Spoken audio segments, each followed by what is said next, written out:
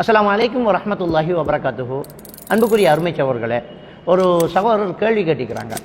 புது வருட வாழ்த்து சொல்லலாமா, புது வருட கொண்டாட்டங்களை கொண்டாடலாமா அப்படின்னு ஒரு கேள்வி கேட்குறாங்க. ஏன்னா நாளைக்கு நாங்கள் புது வருடத்தை எதிர்நோக்கிட்டு இருக்கிறோம், அப்போ அந்த கொண்டாட்டம் இருக்குதா அப்படின்னு நிறைய பேர் கொமெண்டில் கேள்வி கேட்டிக்கிறாங்க, நேரடியாகவும் கேட்டிருக்கிறாங்க. அப்போ இந்த விஷயத்தில் இஸ்லாமிய மார்க்கம் நமக்கு என்ன வழிகாட்டுதல் தருது அப்படிங்கிறத நாங்கள் பார்க்கணும். நம்ம மனித வாழ்க்கை இந்த உலகத்தில் எப்படி அமைய வேண்டும் அப்படிங்கிற வழிகாட்டுதல் பூராக நமக்கு தரப்பட்டிருக்குது. அதில் இந்த கொண்டாட்டங்கள் பற்றி நமக்கு என்ன வழிகாட்டுதல் இருக்குது அப்படிங்கிறத பார்த்தா, நபிகள் நாயகம் ஸல்லல்லாஹு அலைஹி வஸல்லம் அவர்கள் மதீனாவுக்கு வந்ததுக்கப்புறம் அந்த மதீனாவில் இருக்கக்கூடிய மக்கள் சில கொண்டாட்ட தினங்களை கொண்டாடிட்டு இருக்கிறாங்க.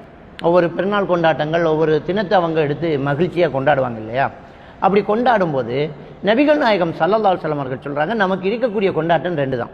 ஒன்று நோன்பு பெருநாள் கொண்டாட்டம், இன்னொன்று ஹஜ்ஜு பெருநாள் கொண்டாட்டம். இந்த ரெண்டு தான் நமக்கு விசேஷ கொண்டாட்ட தினங்களாக இருக்குது. அன்றைய நாளில் நோன்பு வைக்கிறது ஹராம்.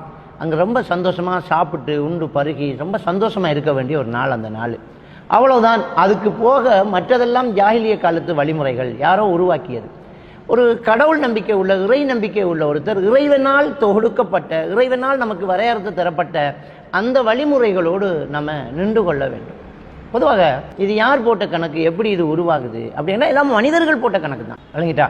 அப்போ ஹிஜ்ரி கணக்கை கூட நம்ம என்ன செய்யறோம்னு சொன்னால், நம்ம இலகுக்கு நம்ம எப்படி நம்ம ஆண்டுகளை நினைவு வச்சுக்கிறது, அப்போ அதுக்காக வேண்டி நம்மளாக உருவாக்கிக்கிட்டது.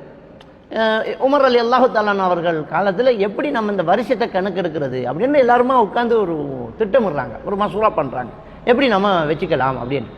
ஏன்னா கிறிஸ்தவர்கள் ஈசா அலைஹிஸ்ஸலாம் கிறிஸ்து பிறந்து 2021 அப்படின்னு சொல்கிறாங்க. அவர் பிறந்தத்திலிருந்து நம்ம என்ன செய்கிறாங்க, அந்த நாளை கணக்கெடுக்கிறாங்க பிறந்தத்திலிருந்து.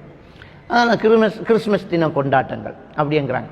அதுக்கு பாருங்க, நம்ம ஆக்கள் என்ன செய்கிறாங்கன்னு சொன்னால், அந்த கிறிஸ்மஸ் அப்படின்றது ஈசா நபி பிறந்த நாள் தானே, அந்த ஈசா நபிக்கு பிறந்த நாள் கொண்டாடி அதுக்கெல்லாம் வீடியோ போட்டுட்டு இருக்கிறாங்க. ஈசா நபிக்கு பிறந்த தினம் கொண்டாடுறாங்க, அதுக்கு கேக்கு வச்சு வெட்டுறாங்கண்டா பாருங்களேன்.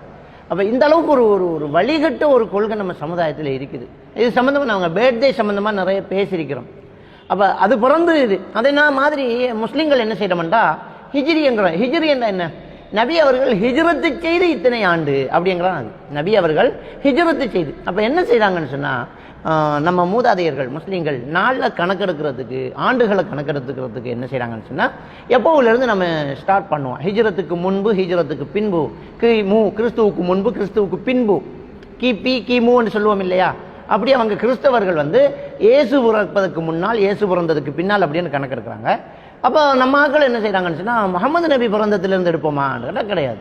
ஒரு மனிதன் பிறக்கிறது என்பது யதார்த்தமாக நடக்கிறது, அது அவனுடைய சிறப்பு அல்ல.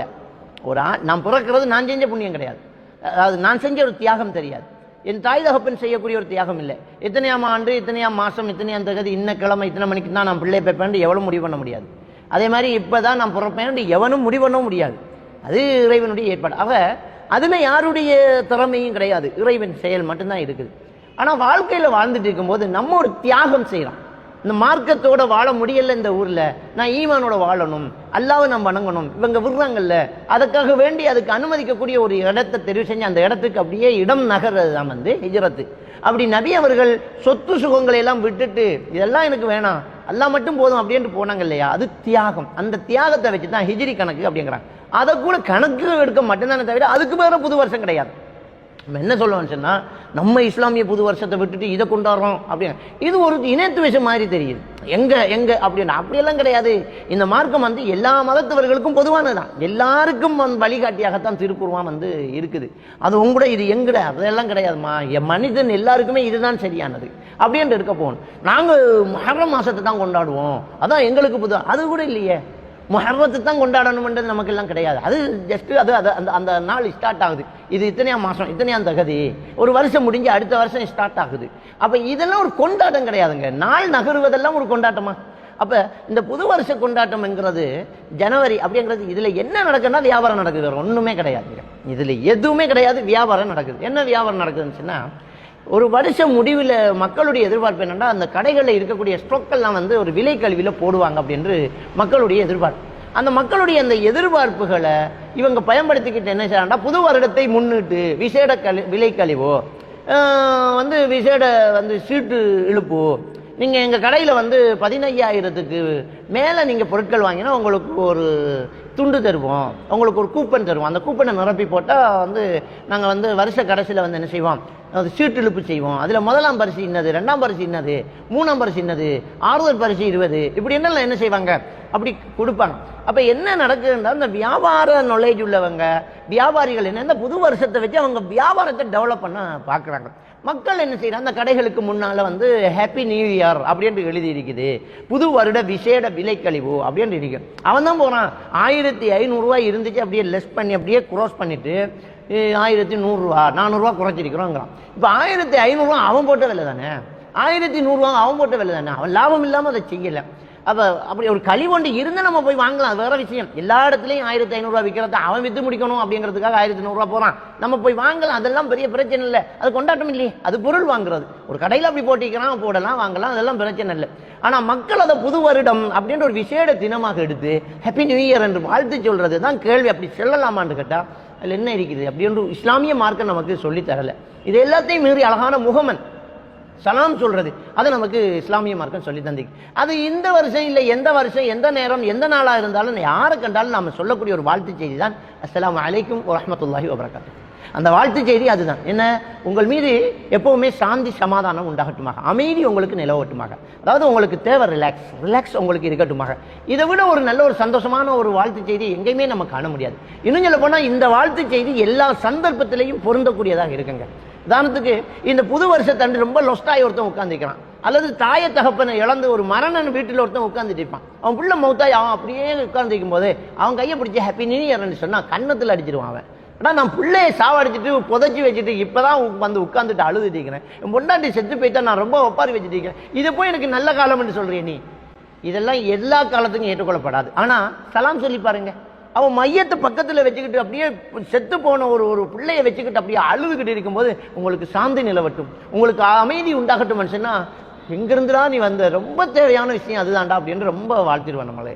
அப்போ சலாம்ங்கிறது ஒரு பொதுவான எந்த சந்தோஷமா ஒரு கல்யாண வீட்டில் இருக்கிறவனுக்கும் சலாம் சொல்லலாம், மையத்து வீட்டில் இருக்கிறவனுக்கும் சலாம் சொல்லலாம், சொத்து சுகத்தை இழந்துக்கிட்டு நடுத்தருவுக்கு வந்தவனுக்கும் இந்த சலாம் சொல்லலாம், ரொம்ப லாபத்தை கண்டு உச்சகட்டத்தில் இருக்கிறவனுக்கும் சலாம் சொல்லலாம். எல்லாருக்கும் பொருத்தமான இந்த சலாம் இருக்கு. அதுதான் நமக்கு இறைவன் நமக்கு தந்த ஒரு அழகான ஒரு வழிகாட்டல். அதை விட்டுட்டு ஹாப்பி நியூ இயர் அப்படிங்கிற வாழ்த்துக்களை நாங்கள் சொல்றது இஸ்லாம் நமக்கு வழிகாட்டல், அப்படி நம்ம சொல்லவும் கூடாது.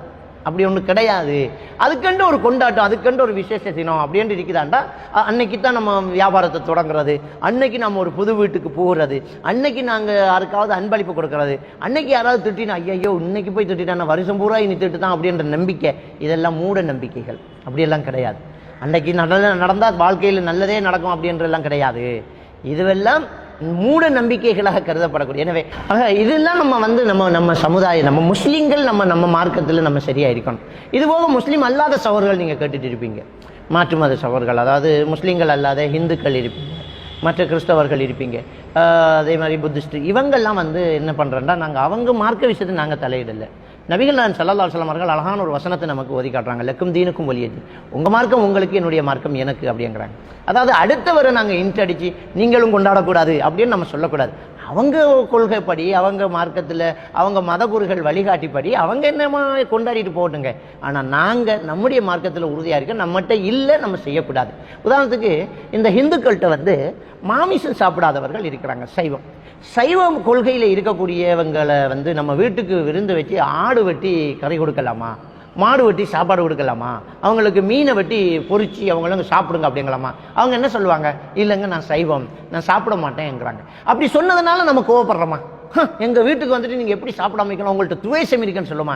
இல்லை. நம்ம என்ன சொல்லுவோம்னா, சரிங்க சொல்றீங்க, நீங்கள் சைவங்கிறத எனக்கு தெரியாது, சொரின்னு அந்த பிங்கான்லாம் படாமல், அந்த வைக்க கொடுக்குற ஸ்பூன் கூட இதில் படாமல் எல்லாம் கழுவி வெஜிடபிள் மட்டும் வச்சு, சோறு மட்டும் கொடுத்து, ரொட்டியை மட்டும் வச்சு, சொரிங்க நீங்கள் இப்படின்னு எங்களுக்கு தெரியாதுன்னு நம்ம அவங்கள கண்ணியப்படுத்துவோமா இல்லையா?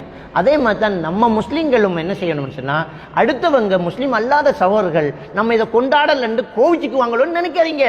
இது எங்கள் கொள்கைங்க, நாங்கள் இதெல்லாம் கொண்டாடுறதில்லை.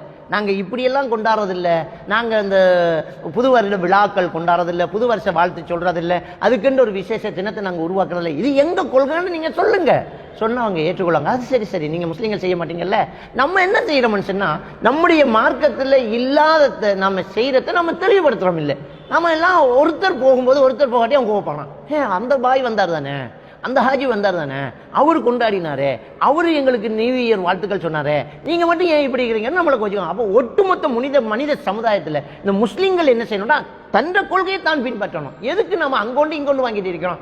இதுதான் என்னுடைய கொள்கை, நாங்கள் எவ்வளவுதான் செய்வோம். நான் இதை சாப்பிட மாட்டேன், இதை குடிக்க மாட்டேன், இந்த விழாக்கள் எங்களுக்கு கிடையாது, இந்த வாழ்த்து செய்தி கிடையாது, எங்களுக்கு ஒரு கலாச்சாரமைக்கு அந்த கலாச்சாரத்தோட நிற்போம். உங்களோட நல்ல முறையில் நடந்துக்கும். அடுத்தவங்களுக்கு கொடுக்கல் வாங்கல் செய்யுங்க, அடுத்தவங்களுக்கு உதவி செய்யுங்க, அவங்களுக்கு விருந்து கொடுங்க, அவங்க விருந்துக்கு அழைச்சா நீங்க போங்க. ஆனா மதம் என்ற பெயரில் பூஜை நடந்து மந்திரித்து அவங்க கொள்கைப்படி நடக்கக்கூடிய விருந்துக்கெல்லாம் நாங்கள் போக மாட்டோம். ஏன்னா அது இல்லை, அது சாமி குற்றம் இல்லை, அவங்க சொல்ற மாதிரி கடவுள் குற்றம். இது நாங்கள் இறைவனுடைய கட்டளைக்கு மாறு செய்ய மாட்டோம்.